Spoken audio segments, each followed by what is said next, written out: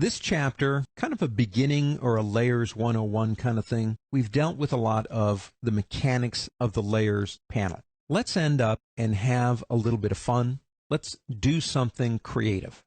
Open up in your working folder 438_3048114.jpg, and that's the locator number for this image at photospin.com.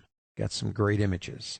So we have a little girl happily being spun around by, I assume, her father probably. Hope he's holding on tight, because sand may be soft, but I think it would leave a mark if you let go of her. Cute photograph. I want to do a layer-based vignette for this image. We're going to do vignettes in a couple of different ways in these chapters. We're going to talk about things like layer mask vignettes, all kinds of different ways we can do this. But we're in the Layers panel. Let's start slow. Come over here and make a new layer by clicking this button right here. Now, inside of that layer is where our vignette is going to be. Vignettes are usually, not always, but usually an oval. So I'm going to pick up my selection tool over here, and that's the elliptical marquee tool. And I'm going to get right about here. Now I'm going to hold the Alt key down when I draw. That's the Option key on a Mac and the Alt key in Windows. That will allow me to draw out from center. So if I hold the Alt key down and begin drawing, and we can kind of do a vignette. But you know what? This is one of those things where I'm in the middle of actually doing the lesson and just have this fantastic idea. If it doesn't work, I'll cut it out and you'll never see it. I want you to stop right about there. See where her hand's kind of outside the circle? Stop there, just like that. Now, we need to invert the selection because this is the part we want to see, and that's the part we have selected right now. And to fill it, we have to have that selected. So go up to the word Select on the pull-down menu and select Inverse. We now have the other areas selected in our layer. Let's choose a color off the beach somewhere.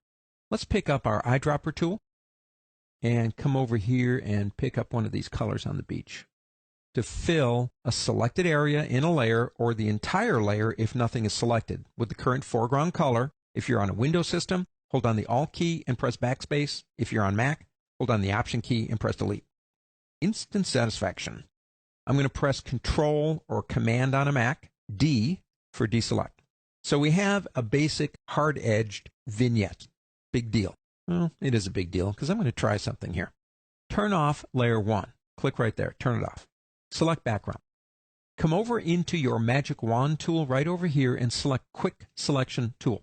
Now come over here with a very small brush and very carefully try to select about that much of her hand. That's all you need. If you got that much, stop. I love that tool. It's really nice. Now, with that selected, let's turn this back on and select it. Now remember, selected areas are controlled areas. Press the Delete key, the backspace key on Windows, delete on a Mac, and watch what happens. It will delete out that area on our vignette. And now press Control or Command D to deselect it. It's a vignette that has a really neat twist to it. Her hand's kind of sticking out there. Now let's do this. Let's go back into my history. I love history. Let's take it back to the point before we actually deleted that area and do something, I guess, a little bit more traditional. So we're kind of back to where we were. Most vignettes are soft. So with Layer 1 selected, actually I'm going to double click on Layer 1 and call that vignette. Why? Well, I don't know. I just like to name my layers. With it selected, go up to the word Filter and go down to Blur and maybe do something like a Gaussian blur. Soften up the edges. Make it more traditional. Click OK. Now, if we want to relocate her and her father inside the vignette, what we have to do first is convert the background so we can move it. Double-click on the word background. Layer 0 is fine. But now, with it selected and our Move tool selected, if we want to give it a little nudge, if you will, maybe put it into a slightly different position. Just don't go too far, obviously. There you go. I really kind of have fun doing things like with that hand. To me, that's a little bit atypical. You don't expect it. It draws your attention to it. So the Layers panel, and we are just getting started. There won't be a chapter in this title that doesn't talk or use the Layers panel and having a little bit of fun at the end with a vignette.